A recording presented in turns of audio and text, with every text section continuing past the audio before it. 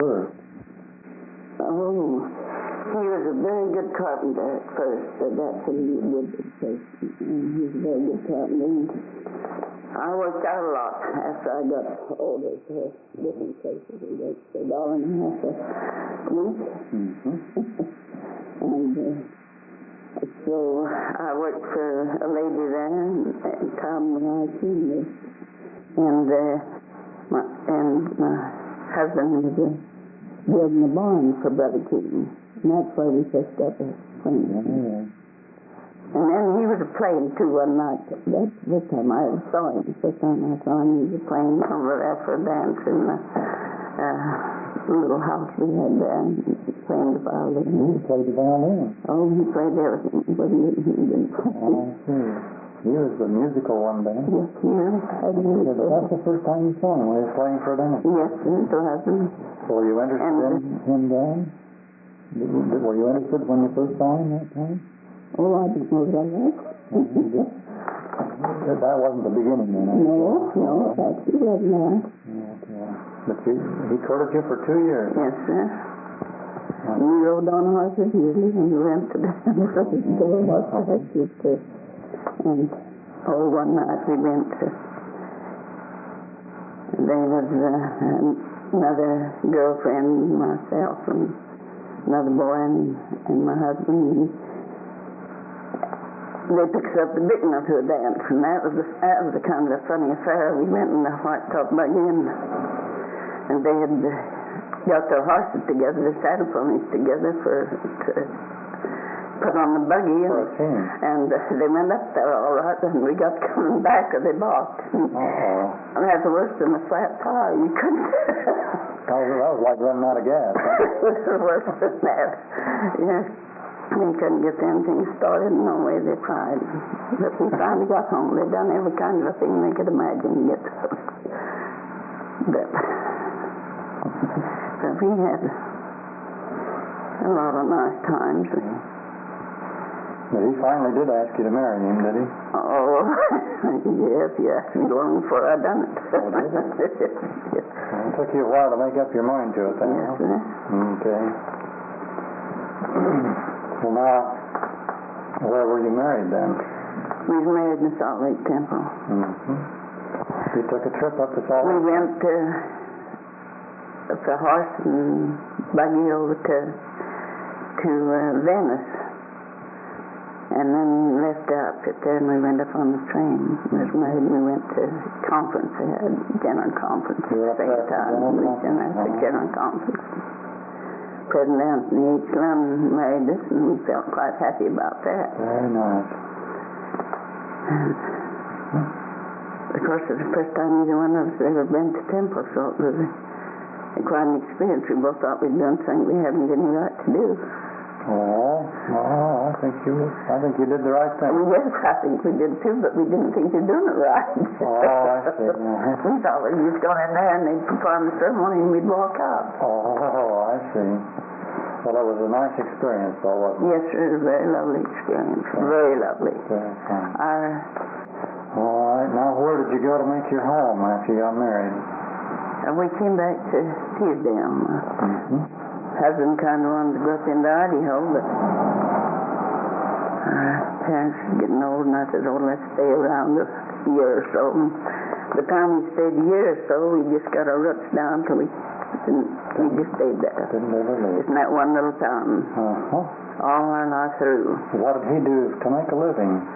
Well, he was a splendid good carpenter, and he done carpenter work all over the county.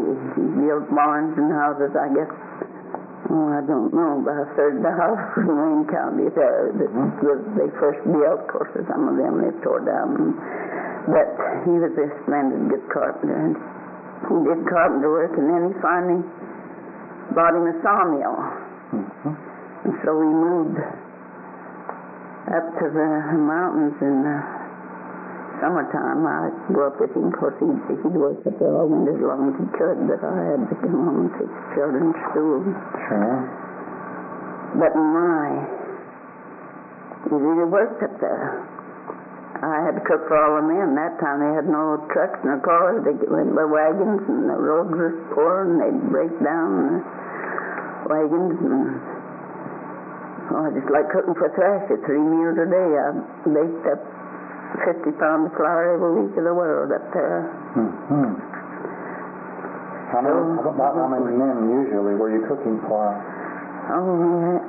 We had 4 or 5. Let's see. We had 4 besides my husband was always there, and then the fellows that logged a lot of times they'd come in. Oh, yeah. Okay. Then it was at Teasdale that your family started coming along, isn't that right? Yes, sir. Would you like to tell us about them? Tell about the oldest one first, and tell us about that child's life, and then each one in turn. Well, our first boy's name was Ernest Hanson. He was born on Valentine's Day in 1910. He was married in 1911. He was married in 1910. He was born in 1911. Okay. And he was a beautiful child. He had curly hair. His hair was just curly as it could be, and he was a beautiful child. Of course, we naturally thought he was all right. We just naturally thought he was a good boy, and he was a good boy all his life. He was a hard-working boy, and of course, as soon as they got old enough, we sent him off to college. He went at the University of Utah for 3 years, and 1 year to the Y. And then he started in teaching school. He taught elementary school for a while. Oh, yes. And then when they got a high school in Bicknell, he's been teaching the high school ever since. He's still in there? Still there, yes. Oh, he married? Yes, sir. He married a Peterson girl from Boulder, and she's a lovely girl, just a lovely girl. And they had 3 lovely children.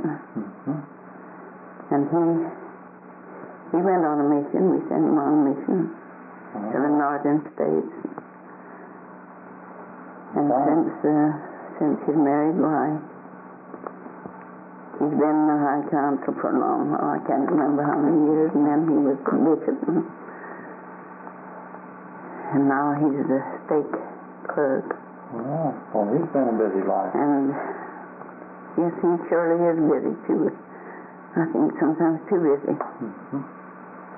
But he's sure been a good boy. He's never had any bad habits whatever. He never used any bad language, never tried any of the smoking or anything like that. And he's a thoroughly religious boy. He pays his tithe and he fasts often, has done all along. Very fine. All right. Now, what was the next one's name? The next girl was a girl, Fern, and that's the one that the little girl that was sick with. The one that you told about? Yes, sir. And Fever. She was a lovely good girl. She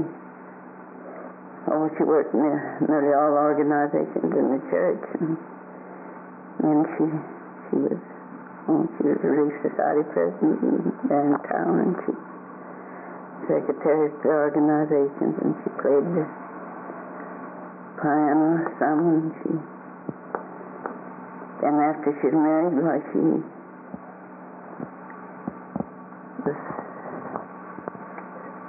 moved to Orem, and she was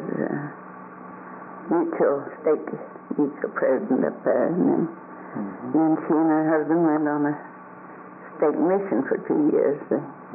Just a stake mission. Not a mission, but a stake mission. Now, what was your husband's name? Vedette Coleman. Coleman. All right. They converted 13, they brought 13 people into the church on that stake mission. I thought that was very good. Very good record. Bet. But they were just like regular missionaries, and they studied hard, and they worked hard. Now she's working in the press at the BYU. Oh, yes. Very fine. They had a family. Oh, they have a lovely family. Very brilliant family. They had 2 boys and 4 girls. Both the boys filled missions, and the little girls, they were secretaries down to the Geneva Steel and put themselves through school. And they have lovely families, and they're very brilliant children, all of them. One boy, he's a flyer. Oh, yeah. The other boy, he works for the Western Electric, and he does very well. He went all the way to Texas. Mission to Texas. Okay. And the other boy went up mission, both those boys. Oh, yeah. Very fine. All right, now, what's the name of the next one? The next one was Reba. And she was, we thought such a darling little girl. She went to school. We sent all the children off to college. I'll never forget when she left, she just felt like she couldn't leave home. She'd sit and play the piano and cry for about 3 days. But she finally got weaned away, but she would come home no matter what, every chance she'd get, you know. She taught school. She taught school in Perry and in Yellowstone and Brigham and Korean. She was a very good school teacher, and she's teaching now in Korean again. Now children's grade. Well, now, who did she marry? She married Joel Nelson from Korean. All right. Did she have, how many children did she have? Well, she had 6, but their little boy, they lost him at childbirth, but then they had 5 little girls. They had 5 beautiful little girls. And 2 of them is in college, and one in high school, and the other 2 in elementary school. All right. Where are they living now? They live in Korea. They're still in Korea? Yes, sir. Okay. They live in Korea. All right. Okay, now the next one. And the next one is Ala. She was our baby girl. And we sent her down to here to Cedar for 2 years to school, and then to college, and then she went up to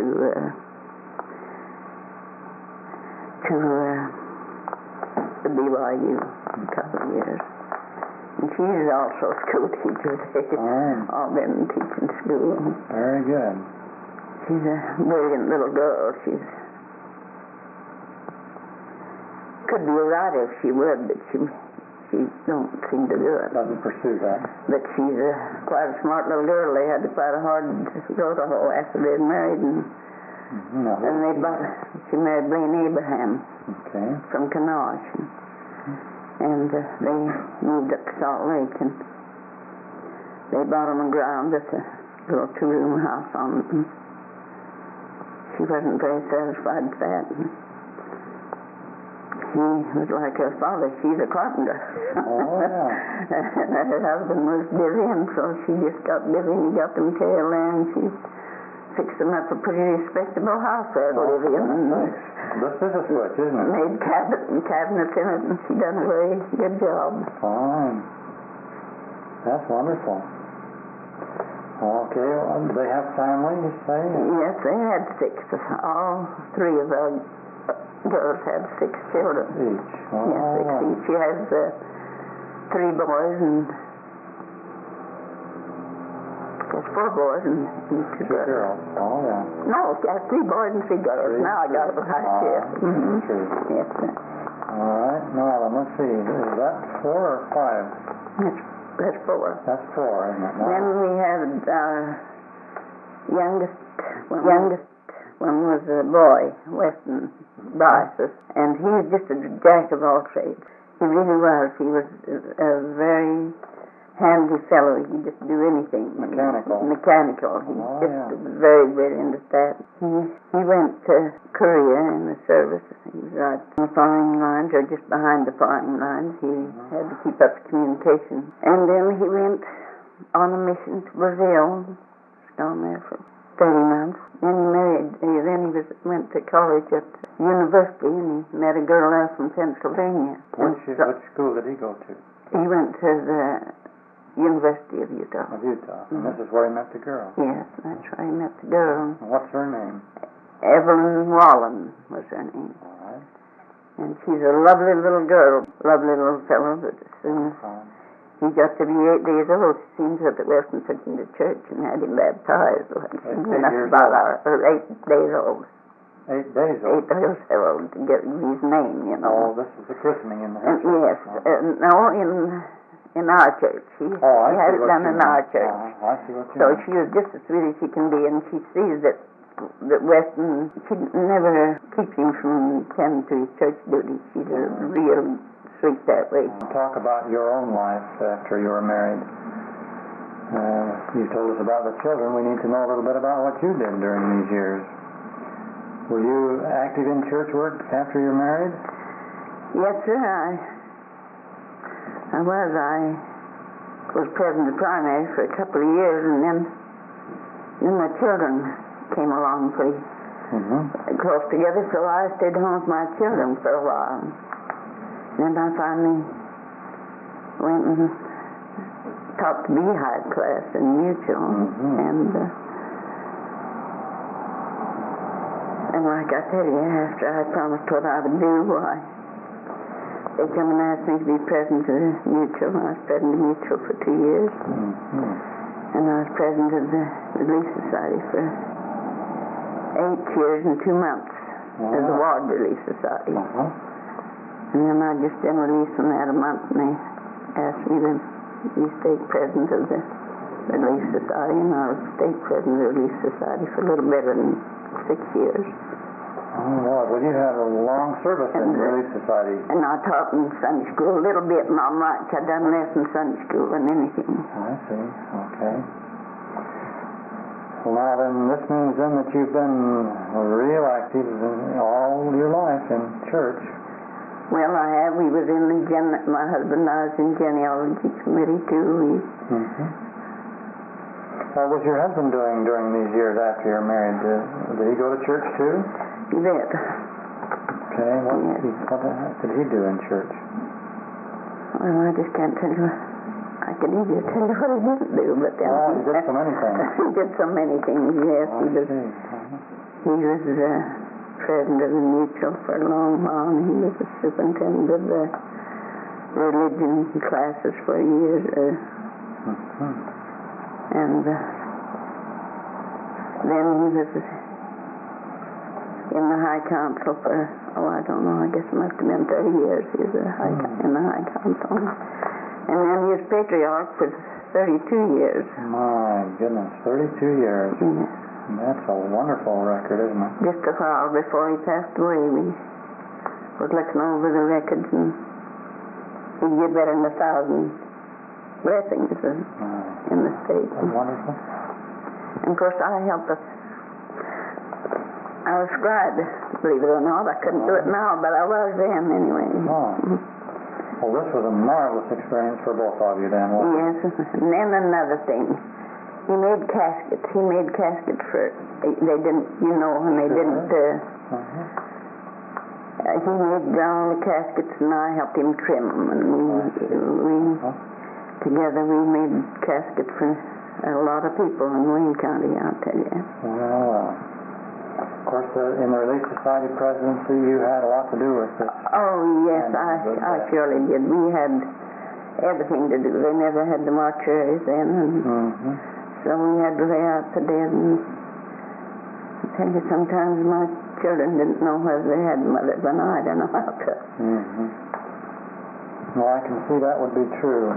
Do you think that it injured your children any to do all this church work? Well, they was bigger then, you see, so I didn't leave them when they were little. I never had no babysitter, so I just couldn't do that. In other words, there is a way to handle it if it's done right. We handled it. The one that it affected more than any of them was our youngest son. He was just a little fellow, and they wanted me to be ward president of the Relief Society. And then my husband went to so many things that he wasn't home, and then I'd have to go. I tell you, I left home with tears in my eyes a good many times. The little fellow sat in front of the radio alone because the other children mostly had gone then, you see. Yeah. Yes. All right. Well, now... I don't know whether it affected him or not. Then my husband, another thing too, he played every kind of an instrument you could imagine. He played the violin, he played the piano, and he played the mandolin and the guitar. And the banjo too. He played anything. And of course we tried to seen to it that the children had instruments. As a fellow came in there and he bought instruments for all the children. He bought a little violin for the little girl, for our youngest girl. And our oldest son had a bass violin, and our oldest son had trombone. Well, this had a wonderful effect on your family then, growing up, didn't it? Well, I think it did. And then it was quite nice because we had the piano there in the home at that time, and he's given a lot of the children in the county lessons too, and they'd come to our home and he'd get lessons there, and he stayed there quite a bit to our home. All right, well now, let's see. After all this marvelous lifetime of experience, I think you're well qualified to give counsel to your descendants. I'd like you to tell them some of the things that you've learned about life that you feel they ought to know. Give them counsel. And maybe you'd like to bear your testimony. That's the hardest thing that I can think of, but I know that money isn't the only thing there is in the world that makes people happy. I learned that. When I was in the Relief Society, I loved people. I learned to love people. And I still love them here in the temple. So many of them. And I think that these other things are more important than money. Of course, we have to have so much of it. But I think if they live a good, clean life,